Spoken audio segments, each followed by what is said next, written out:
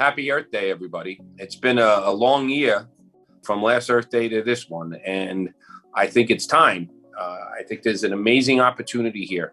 As a union, teachers union, this union has been leading the way for years on different green initiatives, but we need to go much further than that at this point. And the opportunities I'm talking about is, when the pandemic hit, we were able to get air quality criteria that we've never had for inside of schools. We were able to get massive and quick movement on looking at ventilation systems, but that led to something else. When we started doing that work right away, it's like, how can we make all of this better?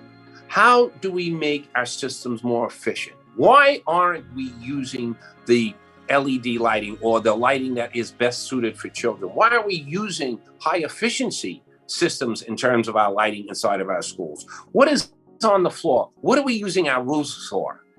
I said, and I reached out to different alliances we've worked with over the years. I said, I don't want to put a bunch of energy in and land up with 2 gardens on schools and a couple of solar panels. I don't want to put all that work into it anymore. So we reached out automatically to different unions we've worked with on these, construction unions, social justice movements in different unions, because they always tie together. Social justice and environmental justice always ties together. And we said, at the federal level, if you're going to do the biggest, massive, probably the biggest infrastructure project since at least the Great Depression, but maybe ever, then how do we connect our schools and make them part of it? Why isn't every school in New York City, let's use us first, carbon-free, energy efficient, being used as a laboratory for teaching children about what the real future of energy should be in this country? Why aren't our schools the laboratory and the testing place for these things where children can actually grow and learn with them? And that's what we're really pushing at right now at this federal level. We said we appreciate that the fact that both at the federal level and at the state level, everyone understood there needed to be specific funding to get our schools back in place to undo so much of the damage that has happened to the children we serve. But at the same time, if we're doing that, we're doing this infrastructure, we're trying to get through this massive infrastructure program, why aren't we then doing the same thing about schools? Children and schools. It can't get any simpler.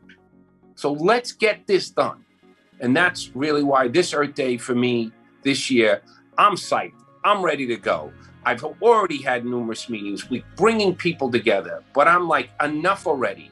We don't want to spend hours and hours and hours meeting with people and then put up 10 solar panels on some roof of a school building. It's great, but it's time to go big now.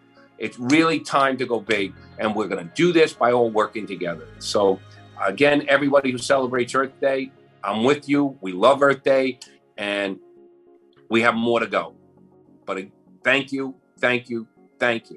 because it's getting pretty clear out there that we got a big problem, and it's time really now to go big.